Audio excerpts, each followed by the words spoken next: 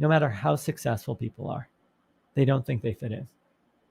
I mean, you could be a Nobel laureate and know that it was just one lucky day in the laboratory that you paid attention.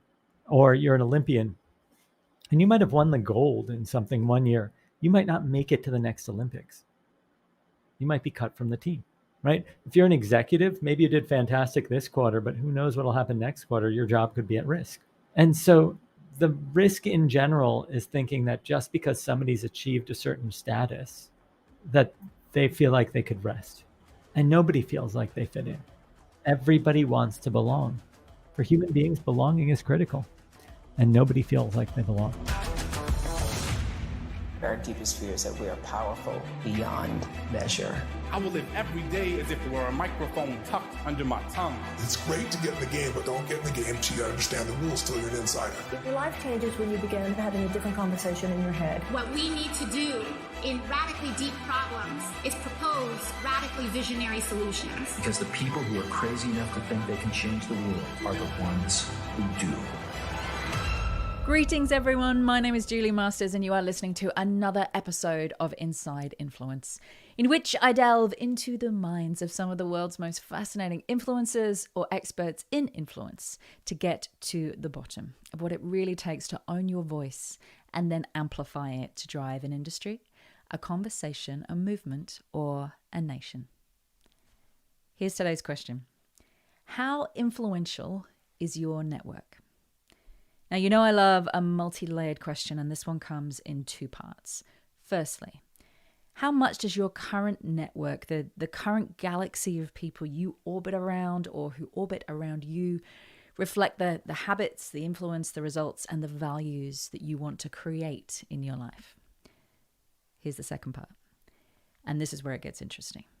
How much of an impact does your current network have on you, those around you, and even those people in your life that may never have met? The answer? Way more than you think. You know, if there's one thing that most researchers and those with high impact networks agree upon, it is this. Your level of influence is in direct correlation to who you are connected to. And that's fine as a baseline. But if you dig under the surface, I found it kind of raises more questions than it answers. You know, how big does that network need to be? Who needs to be in it? And in a day and age where we all collect more connections on social media and various other platforms than we could ever know what to do with, what does the word connection even mean anymore? And when I started digging in a little bit further to these questions, a lot of the answers all pointed me in one direction. And that direction is my guest on today's episode. Jon Levy is a social researcher, best-selling author, TED talker, and probably best known, founder of the Influencers Dinner. Now, the Influencers Dinner is an exclusive dining experience. If you haven't heard of it, jump online, check it out. It was something that Jon created back in 2009 when, as I'll use his words, a broke 28-year-old, he started inviting people he admired and respected to his home to simply share a meal and connect. Over time, the prestige of the guests increased to include Nobel laureates, Olympians, Emmy award winners, musicians, politicians, and even members of the royal family. The only rule? No one knows each other's identity until they all sit down to eat. Jon also shares his unique approach to making connections in his latest best-selling book, You're Invited: The Art and Science of Cultivating Influence. This book breaks down his influence equation on how to build belonging and trust to create a high-impact community. It was described recently by the Wall Street Journal as a perfect message for our post-COVID awakening, and honestly, I could not agree more. In this conversation, we jump straight into why influence and behavior is contagious within networks, regardless, and this part blew my mind, of whether any of those individuals even ever meet. How the most powerful influencers curate a community around themselves as an ecosystem that they can both feed and be inspired by. The IKEA effect, why most of us feel that we can buy or impress our way to a high impact network. You know, take people out to an expensive lunch, buy huge lavish gifts, when in fact, the strongest and the longest bonds are built through shared effort, i.e. building or cooking something together. The sacred in our rituals. I loved this. How to choose the rituals and the habits in our lives, consciously create them within our teams and our families so that they become the cornerstones that we are all able to orbit around. A blueprint for creating a powerful invitation, and this one worth the price of admission alone. Exactly what, after years of inviting the most powerful people on the planet to his events, Jon has learned makes a powerful invitation. And finally, why everyone feels like they don't fit in. I know this sounds trite, but believe me, it's huge. Why it has been Jon's experience, as to be honest, it has mine, that every single person you admire or respect or would want to spend more time with, at some level, is worried that they might not belong. That their last success was a one-off, that they might not win the next game or write the next best-selling book, and why that makes creating safe places of belonging for all of us even more vital. The best thing, or the biggest thing I got out of this conversation was, once again, the importance of playing the long game. You know, it's a theme that's come up a lot on this podcast recently. I feel like it's never the answer we want to hear, right? Myself included, that in order to have the relationships that we want or the influence or impact that we want, we need to be constantly working on and building relationships over a 5, 10, 20-year horizon. And that's the opposite of a quick win. That's the opposite of, what we would call the overnight success. However, in a very real way, playing the long game is so much better. It takes all the pressure off the next conversation, the next invitation, the next review, the next performance. If we're in it for the long haul, today's result just doesn't matter so much. What matters is that as a trajectory, we're one step closer to where we want to be. And what comes to matter even more than that in the long run, that we're one step closer to the people that we want to be with when we get there. Now, for those of you who are ready to take on your journey in influence, or the next step in your journey in influence, you know what I'm about to say. Hop onto my website or the show notes or the socials. It's in a variety of different places, and find the link to download the latest version of my ebook, The Influencer Code. I put it together to cover the 7 areas and 7 core questions that over 20 years doing this work, working with influencers and thought leaders at the top of their game, I have found hands down to be the most useful when it comes to fast tracking your level of influence. Just pop in your email address and it will be in your inbox in the time it takes to pour yourself a cup of coffee. On that note, stride out, cycle on, drive safe, and sink into the unique wisdom of the master inviter himself, Jon Levy.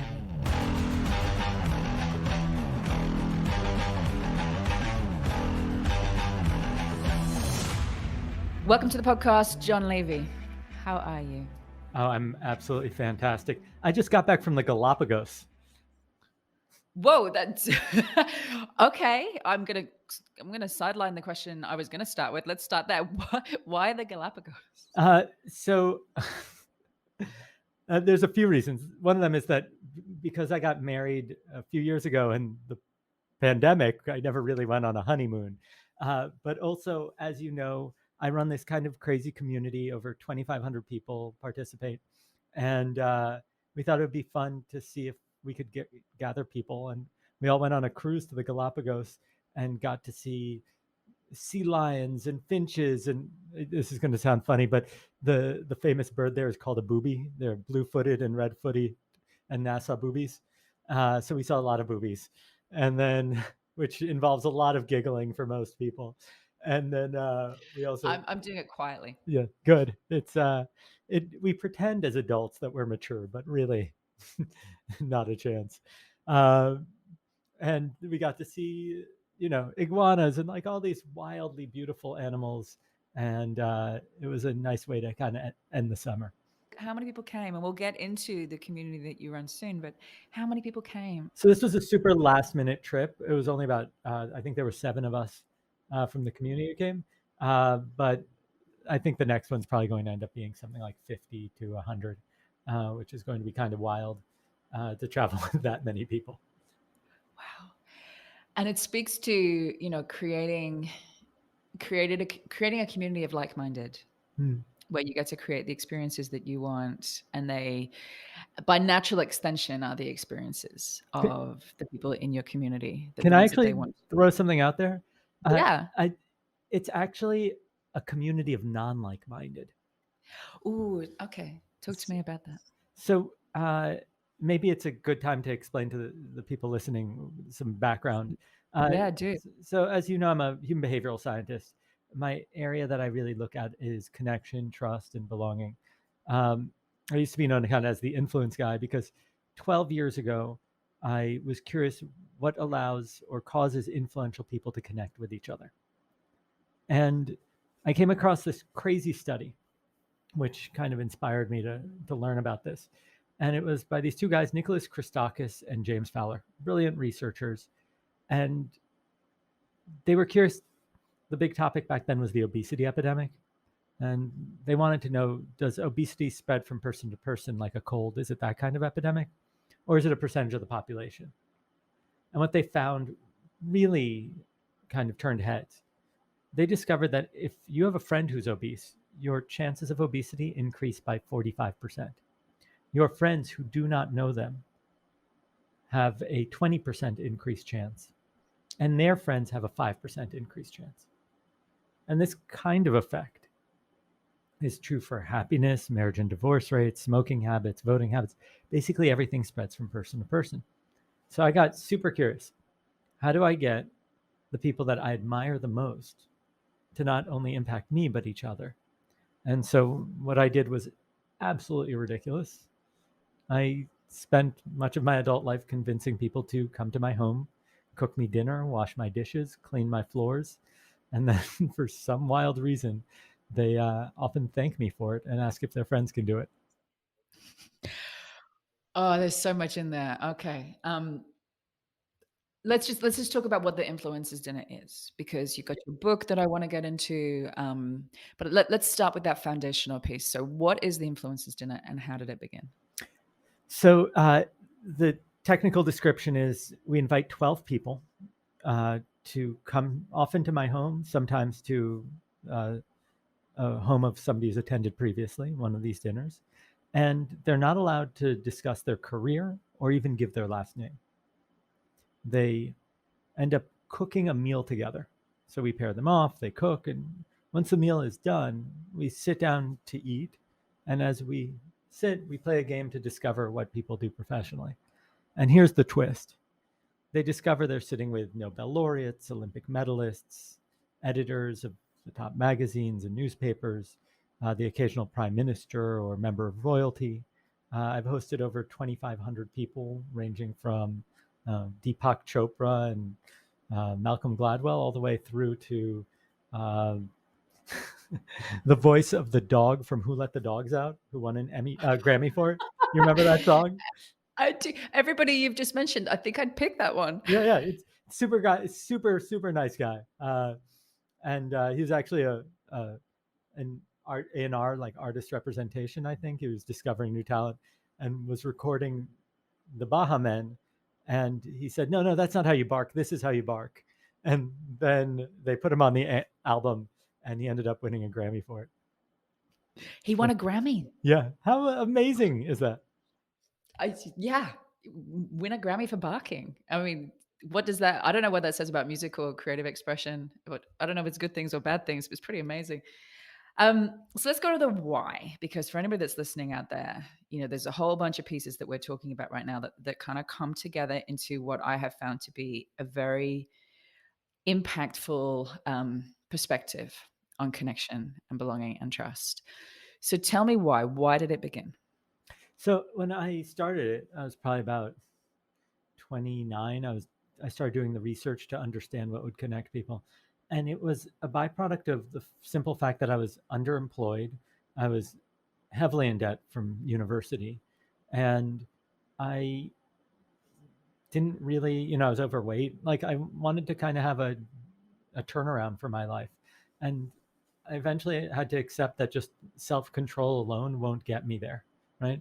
I kept hitting the snooze alarm at 6 a.m. trying to convince myself to wake up. But I realized that if human behavior is contagious, maybe what I just need is people who are athletes in my social circle. And then exercise will become part of my routine rather than something I have to force myself to do. And so the why of it is that the fundamental element that defines the quality of our lives are the people we surround ourselves with. And as human beings, we've really forgotten that. And is it behavior? I'm just trying to think this through. Is it behavior that is contagious? Is it identity that is contagious? Is it rituals? What is the contagion? So I'll give you a few examples. The first is we have to accept that part of it isn't just a pure contagion so much as something called homophily, like birds of a feather flock together. So if I go and work out at a gym, I'm more likely to be friends with the people at the gym. And that reinforces a behavior, right? But part of it is really that certain things are contagious. So before we started, we were talking about your family trip. And you said you have children. And so my hunch is that when you had your first child, your friend said, oh, you should use these soaps, use this stroller, and suddenly you begin to see how things become contagious, right? They spread. But also, let's say the two of us hang out and I can't exercise. So I say, you know what? Instead of going on a walk, maybe let's go see a movie. So now we're eating a tub of popcorn rather than getting some fitness in. Or maybe what happens is that hanging out with people who are really fit or those who aren't cause us to reevaluate where we stand as a healthy body. So I think that the important thing to understand isn't that, like, let's just start off with something really simple, which is that we shouldn't be shaming somebody if their body's bigger. There's actually not great research to suggest that if you have some extra weight, it's actually bad for you. The key here is an understanding that everything essentially spreads from person to person, whether it's political views or it's the desire to get divorced or it's happiness. And so by figuring out how to curate the people around us, the way that a great museum director will curate the collection that they have, that has an incredible impact on our lives, the lives of the people that we interact with, and their connections as well. And it raises the level of responsibility as well. You know, if we are contagious with something, be it, a cold, flu, there's been plenty of talk about being contagious over the last couple of years.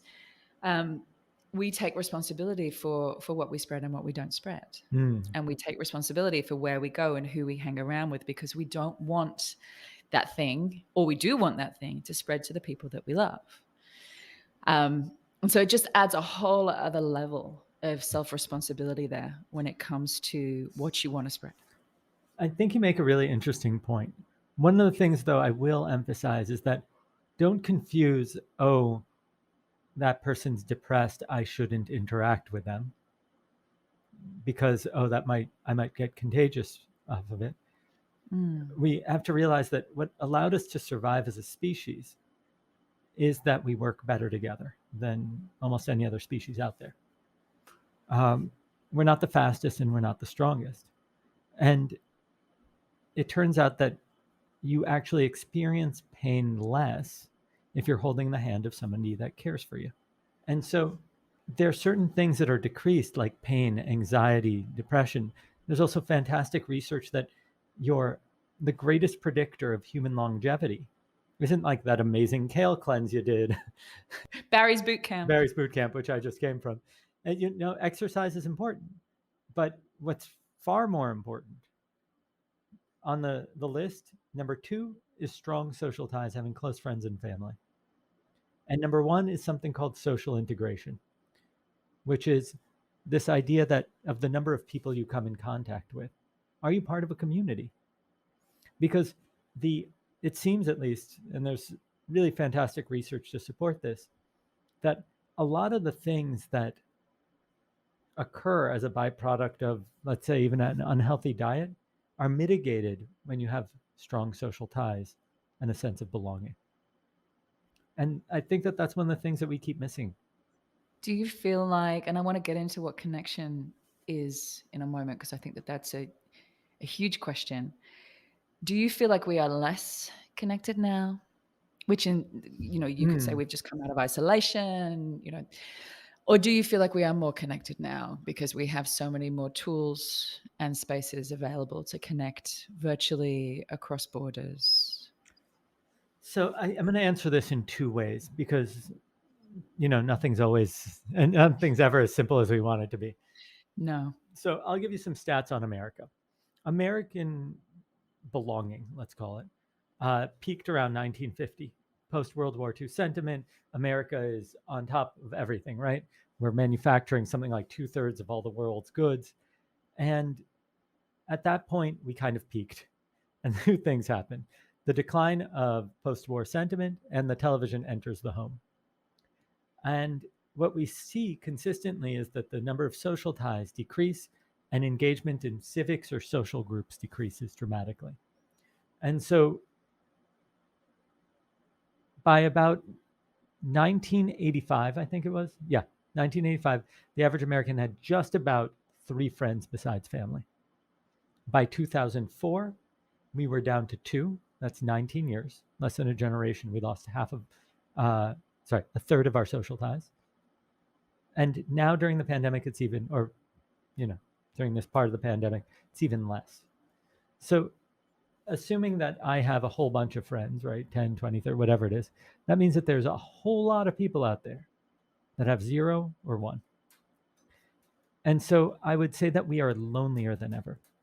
And if you look across the board, there's these kind of trends of loneliness, or in Japan, I think, or Korea, you can hire a person to be your friend. And so they come and hang out with you for a few hours and talk, and then it's over. But the fact that that would exist suggests that there's something going on. And so that's one side of it. There is, I think, a small group of people who feel isolated.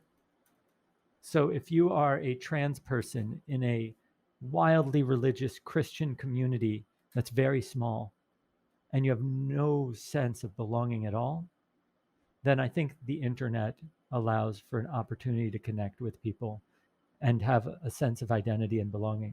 But I don't think it replaces in-person human connection. So let's talk about that word. Let's talk about that word, connection. I think, what connection used to mean and what it means now, two totally different things. What connection used to mean was, one-on-one, interpersonal. What it means now is, if you think about the language you use on LinkedIn, you think about the language you use on any social media channel, I have X amount of connections. Would you like to connect with me? And I feel like we've lost a clear definition of the word. And I'm really curious, out of all of your experiences and research, how would you define the word? What definition do you use? So in its simplest form, it's that there's a mutual awareness of one another, right? But just like anything, I think there's depths. There's a kind of interesting study on, I think it's called multiplexic relationships. And it's terrible language. This is one of the problems with science in general that makes it really inaccessible, is that it uses big words that nobody wants to remember, and it isolates or separates people from actually learning about it. But a plex is a single common thread, right? So you were just in England, I was just in England. We have a commonality there. You maybe have read a book, I've read a book. There's a commonality there. But the more plexes we have, the more likely we are to feel a sense of belonging or connection to each other, right? The more likely I am also to trust you.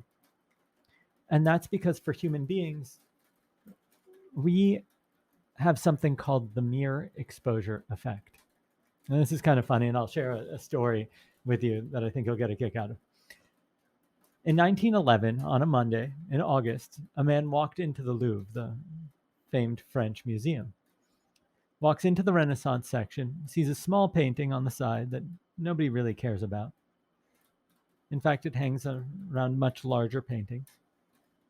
and simply selects it because it is the smallest one in the room, rips it off of the wall, covers it in his workman smock, and walks out. About 36 hours later, anybody really notices that there's an issue, and the French detectives arrive, and newspapers around the world print images of the stolen art, announcing that's missing. And as a result, thousands of people stood in line just to see the empty spot. Now, it took 3 years till the painting was returned. And then, once again, news around the world. The world rejoiced. And that's the only reason anybody probably knows which painting. You're at Mona Lisa? Yeah, the Mona Lisa. The Mona Lisa, by art historians, isn't considered the greatest painting of all time. But if you ask the average person and you say, name the greatest painting, they would most likely say the Mona Lisa. Don't get me wrong, Da Vinci was a master. But there are other Da Vinci works that historians would actually argue are much, much more impressive. But we have something called the mere exposure effect, which is that the more often we see something, the more safe we feel with it, and the more we tend to like it. And so the more things we have in common, the more familiar you feel, and the more likely I am to connect with you and trust you and even like you. In fact, I did a research project. It was the largest study in history on dating. And one of the questions we asked was, like, what actually causes people to date? We looked at 431 million matches, or maybe it was 421 million matches. And we found that if you have the same initials, you're 11.3% more likely to date. Because anything that's as familiar to you as your own name or own initials is going to be more appealing. And so, we tie that back to connection for a second, a sense of connection with people, and go back to the first thing that you said, which is they don't have to be of like mind. That would seem to suggest that, you meet someone of like mind and you are more likely. You are more likely, far more likely. Yeah. But your network shouldn't be just of those with like mind. So I think that you want to separate kind of a couple of things. Clearly, you don't want to spend time with people who are like abusive, right? So there's certain things that are, if somebody's a serial killer, probably not somebody I want to spend a lot of time with. So I think the key is to understand where the likeness occurs and what you respect and appreciate about that person. So I have people who are wildly separated from me on the political spectrum, religious spectrum, socioeconomic spectrum. I've hosted everyone from billionaires to people that can barely pay their bills. But the key is that most people tend to connect with those that are familiar to them.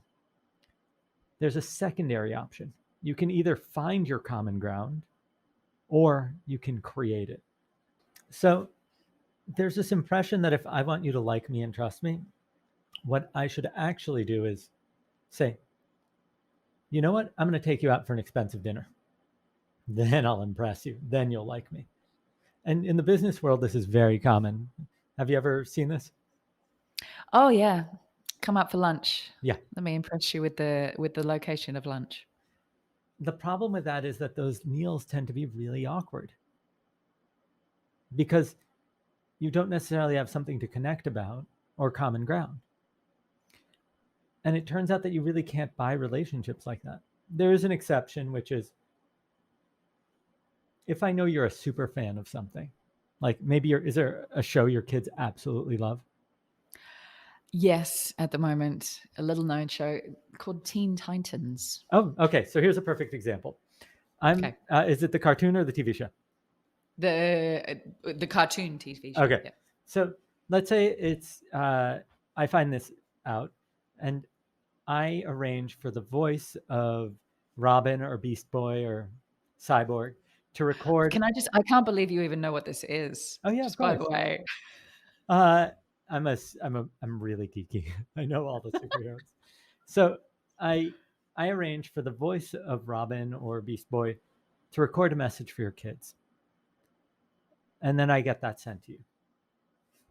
Now, that may have cost me some money, And so you could argue that I'm kind of trying to buy the relationship, but that's not what made it special. It wasn't the money, it was the thoughtfulness. And the thing is that doesn't scale. Like I can't do that across an entire company or to 10,000 people. What I can do, though, is apply an idea called the IKEA effect. And the IKEA effect states that we care more about our IKEA furniture because we have to assemble it. So anything we put effort into, we care about more. And the classic example of this that I always like to give is, I know you have kids, and we don't love our kids despite the fact that they're a pain in the butt, but because of it.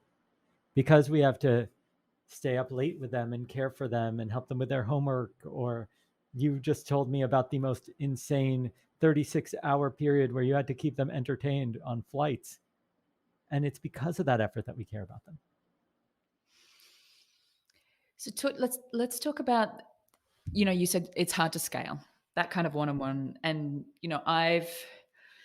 I've done that before where, there's been somebody in particular who, I trust and admire, respect and admire. And, for example, Gary V. And he did me a great kindness. We met at an event once. He did me a great kindness and he called in to talk to my team. We had a team day and he called in and spent, 15 minutes on the phone with my team, just talking about, what next and trends. And I found out that he was really into WWF wrestling. And so I found out, which figure he was missing and like got someone to hunt it down, had it sent to his office as a thank you for doing that. And, as you said, that's great, but that doesn't scale when we're talking about building networks or connections at scale, which brings me to the question of, is there an ideal size of network? Is this something where we go, right, we have our hit list 20 people who we respect and admire, who we want to be in our world, who we want to have relationships with. That has one, way of behavior. And then we have another couple of hundred, and then we have maybe the thousands that follow us or don't, part of our community network. How do you scale this kind of connection, and how big can it go? So I think the question, I'm going to take a step back on it, right? Because I don't think there is an ideal size. And I think that to even say that, there should be is unfair to people. And here's why. I run really extroverted. I can handle a lot of stimulus for a lot of time with a lot of people. Eventually I need a break and, I end up hiding under a blanket for, a day or something. But I can really handle it. There are a lot of people who can't. That their ideal scenario is talking to 2 or 3 people at a time. If that's where people kind of peak or their sweet spot, then the objective shouldn't be to have 10 meetings a day with 3 people in it and max out the number of contact.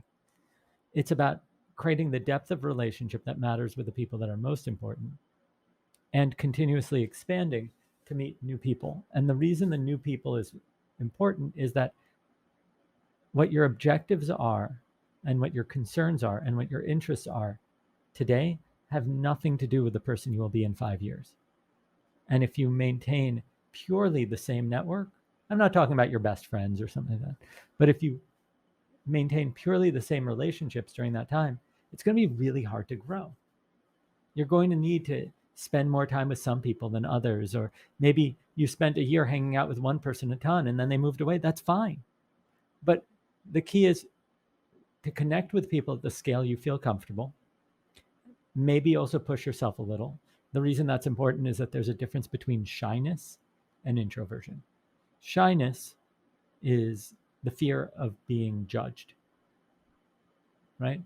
I'm concerned what people will think about me. Introversion is that there's probably a limit to the amount of stimulus that you could handle. And so you want to find those environments, those activities that really work for you to connect with people. Based on your level. And then, do what you like, keep expanding and growing and be clear on what your objectives are so that you can introduce the right people into your environment and into your circle. I loved that distinction there between shyness and introversion. I'd never thought about that before. my daughter often says, I'm feeling a bit shy, and she is quite an introvert. So I take it to be the same thing, but you're right. They are two very different things. I think one of the other important factors that we need to take into account is, and this is what allowed the influencers community to thrive to 2,500 plus dinner alum, 266 dinners, right? It's quite large, is that I don't focus on any one-on-one relationships to an extreme degree. I have people that I'm very close with, but the reason the community exists is to have them connect with as many people as possible. And the reason is, so let's say, Julie, the two of us become friends. It's going to be near impossible for me to maintain that at a really significant degree, especially because there's, 14-hour time zone difference between us. Like it would be so hard. Instead, what I'm going to do is try to connect you to 20 of my friends. And then you're in my orbit, because that way, when the next time I see you, you may have not heard updates from me, but you're talking to Steve, and you'll say, oh, by the way, how's John? And he'll say, oh, he was just in the Galapagos. He's planning another trip. And suddenly what happens is you have a perspective into my life, and that virality of behavior still exists without me having to be in touch with you constantly. And then as a byproduct, the next time I see you, we can pick up like old camp friends just where we left off. And that word orbit, it's interesting that you said that, because when I was having a visual of what you were talking about there, it is really that, you create almost like a galaxy of connections where, they orbit around you, but they're also interconnected, and they also have their own dynamics as well. I want everybody to be pulled into everybody else's gravity. Right? Because if they're really great people, I want them all affecting each other. Which is kind of the foundational premise of a mastermind group, or any kind of community, that the sum of the whole is greater than the individual parts. Yep. Tell me, let's go back to the influencers dinner a second. So you said you were, overweight, underemployed. I'm guessing, well, obviously this is not the case because you just ran straight here from boot camp.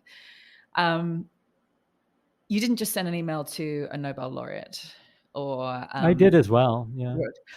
They're actually so tell me how you actually kicked it the off. easiest ones to get a hold of. Good to know. That is good to know. How did you kick it off? So I want to start off with, I had people might think, oh, John, of course he succeeded. He had all these relationships. I didn't have any of these relationships. My parents are immigrants, right? They're like, my dad had a decent level of success, but it's not, I didn't grow up in American culture. I had no idea how to be around people with wealth. I had no idea how to communicate with them. My father was one of 12 children born in pre-Israel Palestine in 1940 in Tel Aviv. Like, it was not our world. And so what I did was, that phrase, it takes a long time to become an overnight success. Play the long game. Yeah. Yeah. I am wildly committed to the relationships that I have. And I never wanted anybody to think that they're just being used for some purpose, right? So when I started the dinner, I never charged anybody for anything. And initially there was no ask, because what am I going to ask like a Nobel laureate for, right? What would I even ask an actor for, or something, other than to call your kids and leave a voicemail? I don't have a business prospect with most of these people. And not that would stop you if you wanted to build a community within an industry. That's great as well. So when I started it, I invited people that I thought were impressive, but not people at the level that I get to engage with now. And after the first dinner, it took me, I think, like 5 or 6 months to do a second dinner and collect names and find people. But dinner after dinner, the guest list became more and more impressive, because I had experience about how to talk about it. I had experience on how to invite. I tested out different invitations, and you just improve over time. And so it went from 5 months to 4 months to 3. Eventually I was doing 2 a month. Nowadays I do 6, I think, or 5 a month, depending on the month. And you're at every single dinner, but I do not send out the invites. Eventually I have a staff of 3 people, a head of communications, 2 researchers, and then on the business side, we also have creative director and a bunch of other people that are just involved. And are they still at your apartment? Much of the ones in New York, we don't have central air in this apartment, so we don't do cooking here in the summer. We are very thankful to have dinner alum that have, frankly, much nicer homes than mine. Listen, my place is great. It's just some of these homes in New York don't make any sense. So I say yes. Make a mess in their home. And who was at the first one? You said it was people that you found deeply impressive. Oh, like literally, this is 2010, I think, maybe about there, 2010, and I had, like, at the time, somebody with 10,000 followers on Twitter was a big deal, right? Somebody who was a highly respected celebrity hairstylist and went on tour with the biggest acts. But that's so different than, like, those people are wonderful. I'm still friends with them, and I still invite those people back to our events. But nowadays, it's kind of funny. We get Pulitzer Prize winners and Emmy Award winners, and like people that are far more successful than I am. The big joke is that one day I hope to accomplish something worthy of an invitation to my own dinner. And I think, like, with my last book, I may have accomplished that. It hit the New York Times bestseller list. It was Wall Street Journal's Book of the Month for August of last year. So it was a bestseller in Korea. So, if you have Korean friends, please suggest the book. Pass it forward. And what have you noticed? What have you noticed about connection? I mean, you've watched hundreds of dinners, and you've watched people who on the surface of things may not have much in common other than they're both, fascinating individuals. Mm-hmm. What have you noticed about the connections that succeed versus those that just never get past that tipping point of surface conversation? Oh, okay. So let's start off with kind of 2 or 3 things. The dinner itself is self-selecting. If you're not even a little curious, or you're too important, quote unquote, you wouldn't even enter. So there is a self-selection of like-mindedness in terms of at least you're somewhat open, right? The second is that, and this is probably the most important thing I've learned from it, no matter how successful people are, they don't think they fit in. I mean, you could be a Nobel laureate and know that it was just one lucky day in a laboratory that you paid attention. Or you're an Olympian and you might have won the gold in something one year. You might not make it to the next Olympics. You might be cut from the team, right? If you're an executive, maybe you did fantastic this quarter, but who knows what'll happen next quarter? Your job could be at risk.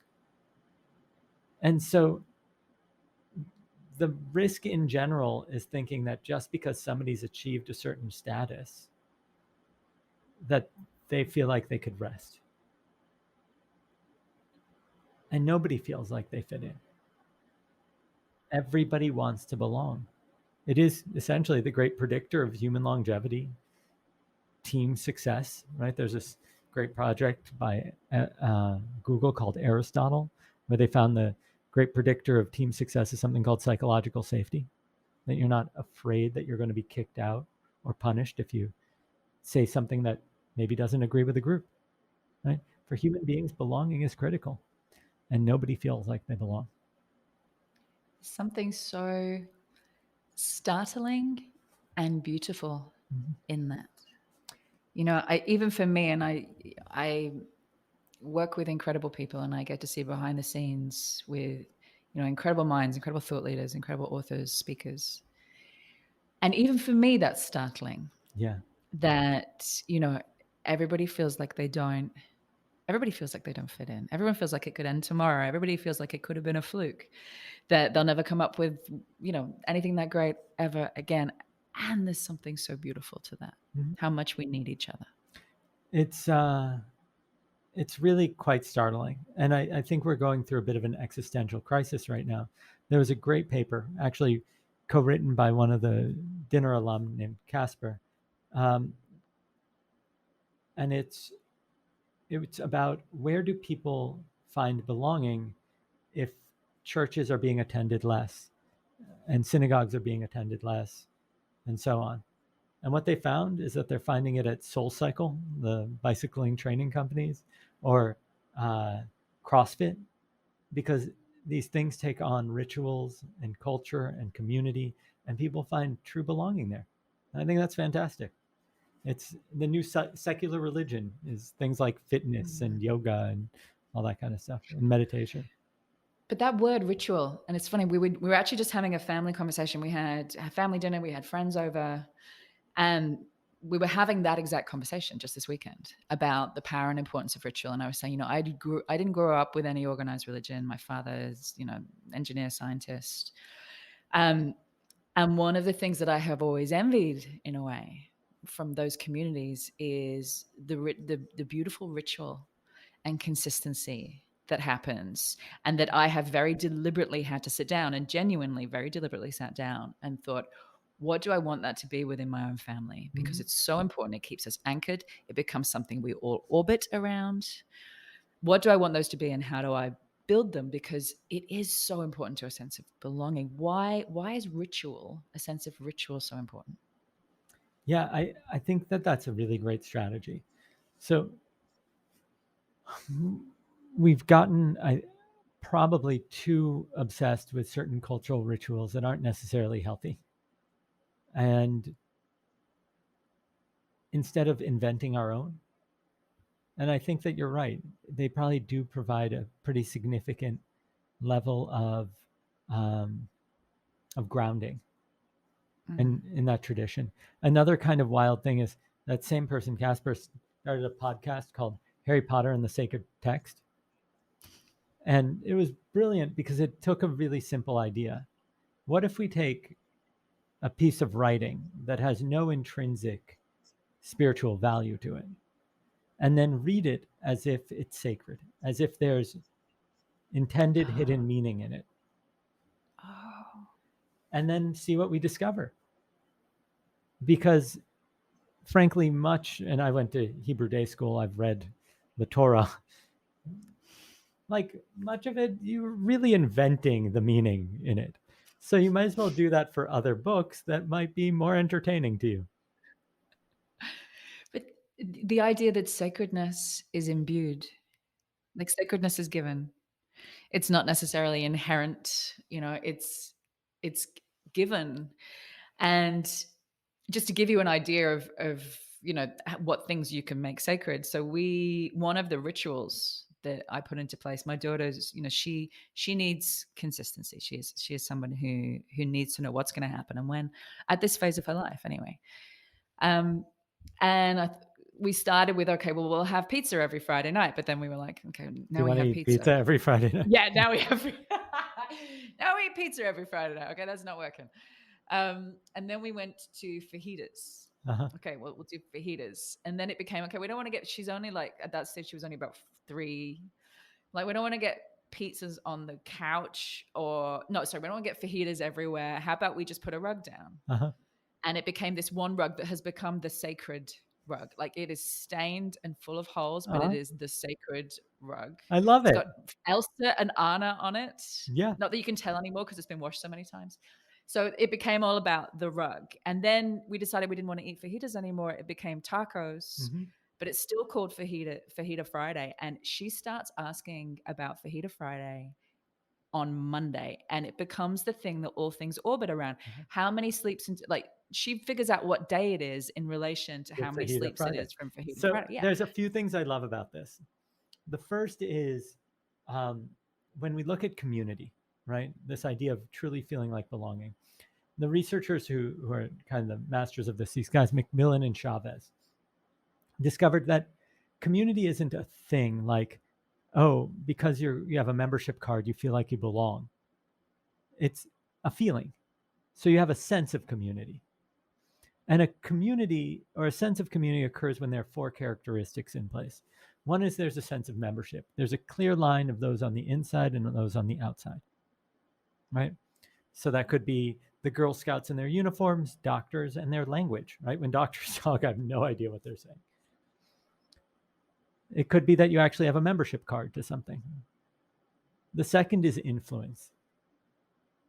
When I say that, I mean that it's near impossible to build community on Instagram because influence flows one way.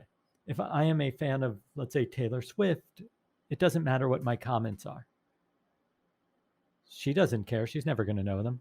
The other fans probably won't know each other because there are millions of people following her. So it's kind of meaningless. But if I'm having a conversation with you, or we hop in a Zoom meeting and there's 5 of us, we can all have influence. We can all have a voice. Your daughter clearly has a voice in the family. The third is that there's a clear, we're going the same place. I wouldn't join a knitting club because where they're going is not where I'm going. I might join a fitness group because we're training for, I've no interest in this currently in my life, a triathlon, but joining that community would make sense if I cared about triathlons. And then the final one is shared values and history. And this is where these rituals really kick in. Because if you are Jewish and you show up to another Jewish family's home on a Friday night, they might use different music, but the traditions are very similar. You have a shared history, a shared culture, shared values. And as a byproduct, you can have a sense of belonging anywhere in the world with a group of people when they have that. And so I love this idea that you create your own rituals. And one of the things that we often talk about in community building is that it's not on you to manage every aspect of it. When you're organizing a community, you're actually creating a space in which community can emerge. The people always wanted to participate. They'll put in the effort, that IKEA effect. But you just have to give them that space. You put out that blanket, right? The community then can form. You've provided the space. So you are holding space for the community, Precisely. literally creating and holding a space. And that, that's shared language piece as well. Some of the most impactful meetings I've ever been in are not in, large organizations where you go into these beautiful meeting rooms and there's someone whose job it is to offer you a variety of tea, and they're not the most impactful meetings I've been in. You've got this incredible view out the window. No, the most impactful meetings I have ever been in are the ones that start with ritual. Mm-hmm.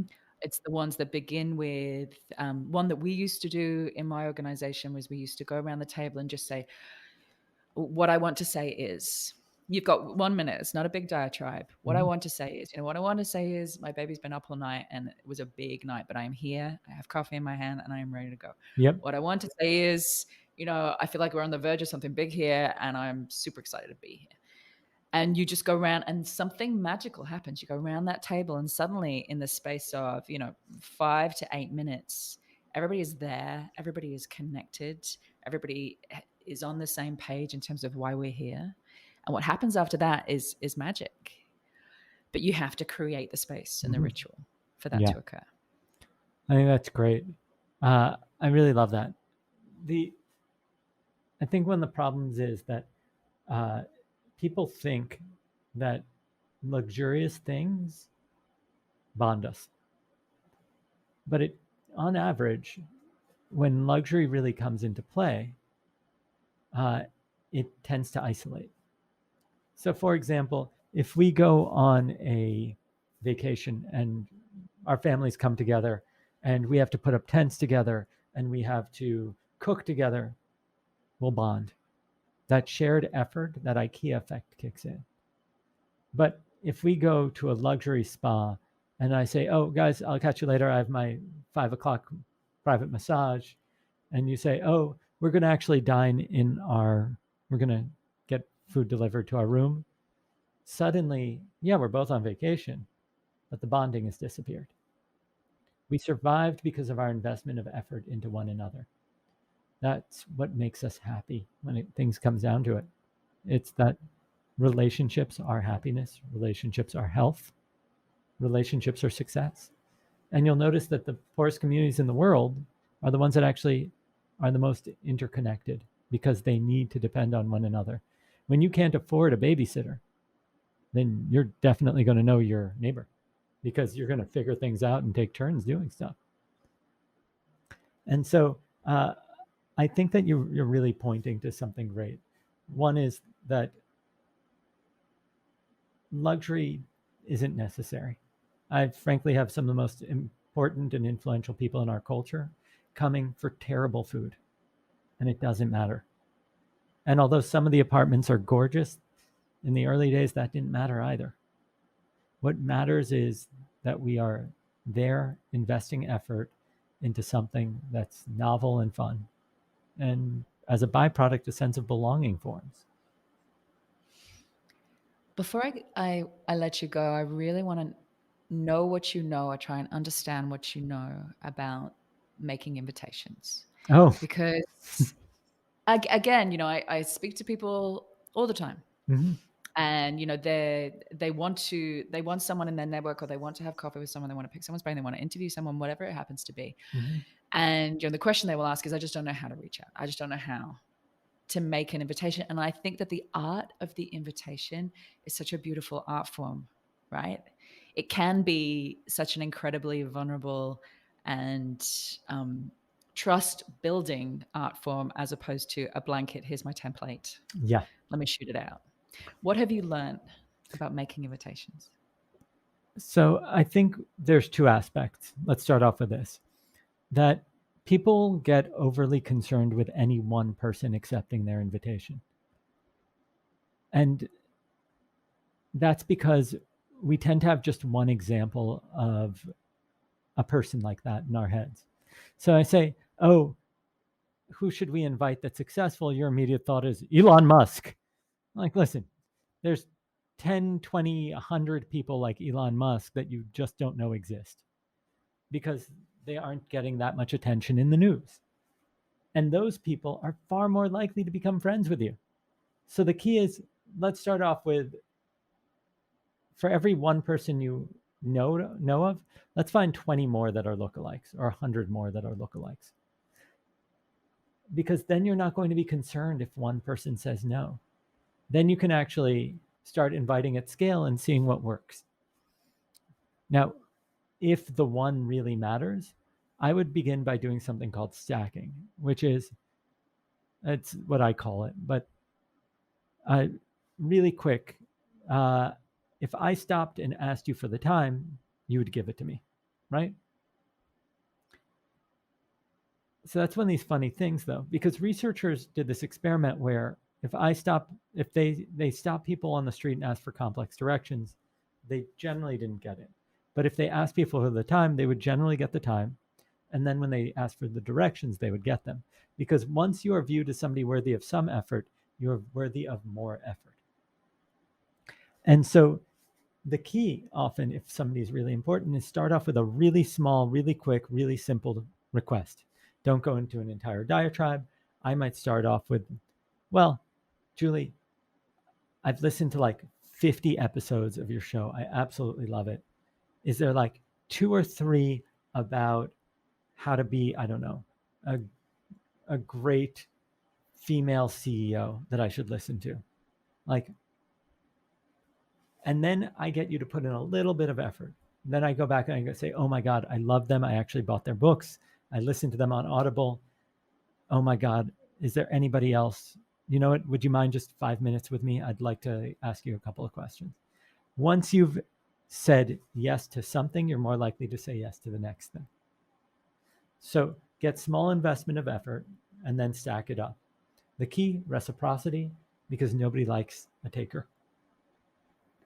So that's one thing. The second thing is that if you want somebody to notice your invitation, don't do what everybody else does.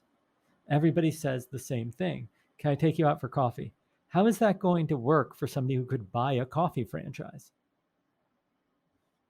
You think that they lack coffee if they have somebody who delivers coffee to their desk when they get to the office? Let's get real here.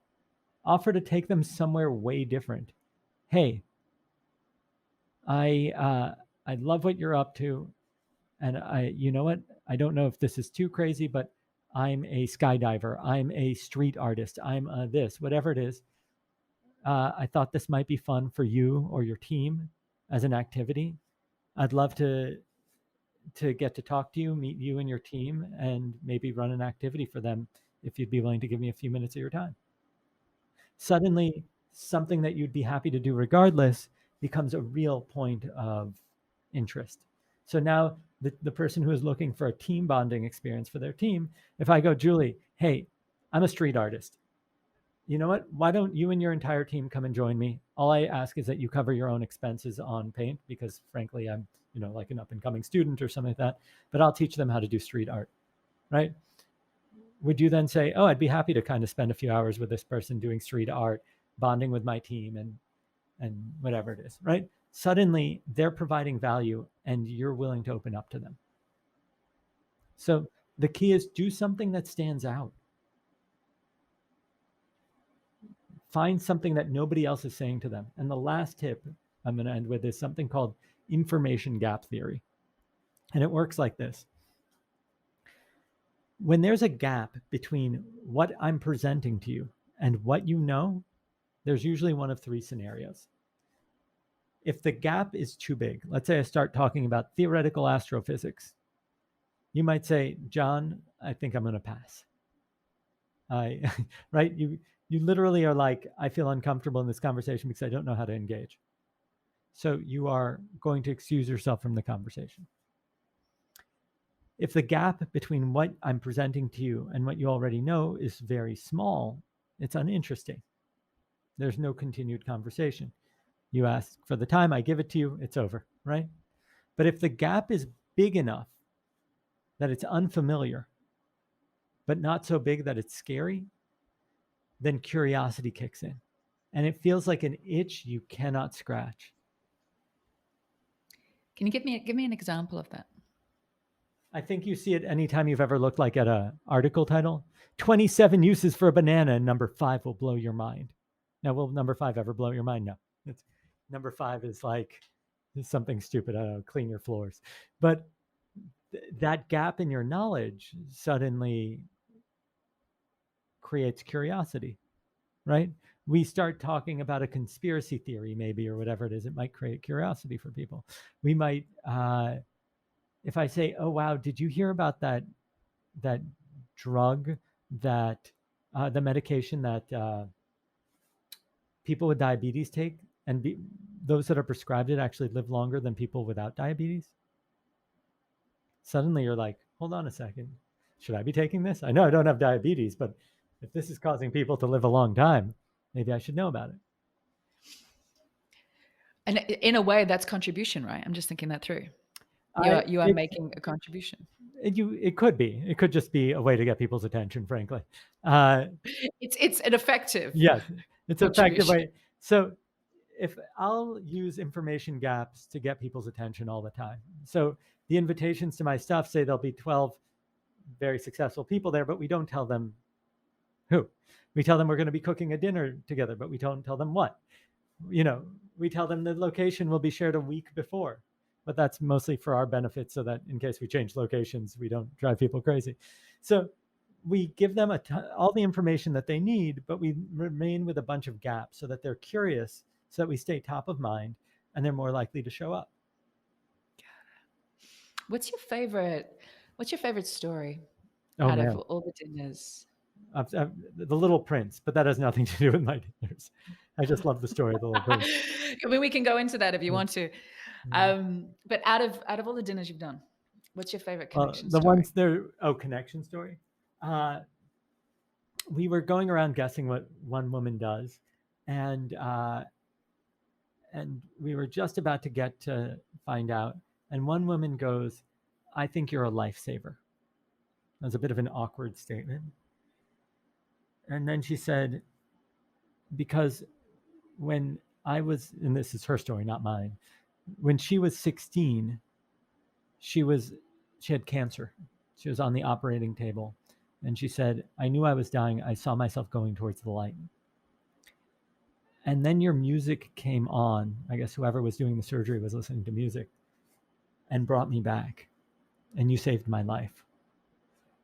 And the woman we were guessing about was a very famous musician. And the person that had just shared the story was the head of membership for Soho House. And so it's, which is this like swanky membership club across the world. And so I love that story because there's no way I could have planned that. Just no way. But in that moment, that woman got to share a story that she's probably been holding on to for 20 to 30 years. And that was like a highlight of her life. Oh, it gives me goosebumps just thinking about it. And what a moment for both of them. Right. To have found each other across a table sharing food. Mm-hmm. Okay, my last question for you. If I gave you one invitation, one invitation that was guaranteed to be accepted, what would the invitation be? Who or what would you like to invite? To what? To my to my dinner, or just to do anything? Your dinner. It could be to your house. It could be. Would they need to be alive right now? Let's say no. Okay, I feel like I've missed out on never getting to host Stan Lee, the creator of many of the most iconic superheroes and I don't even know the mythology of our time. And I never got to host him. And I had direct contacts to him. And it was one of those things that I kind of put off. He was one of two people. It was him and a guy named Peter Cullen. And I managed to host Peter. Peter is the voice of Optimus Prime from the Transformers. And so growing up, that's the voice I would hear every day when I'd come home from school and turn on the television. And I got inducted into the Autobots and was told to transform and roll out, which was kind of cool. And that was a huge thing for me. Stan Lee, what would you ask him if you could? Oh wow, that's it's interesting. That's never been something that I've been much concerned with. For me, it would be more about like, let's just hang out and do something, like play a game or something.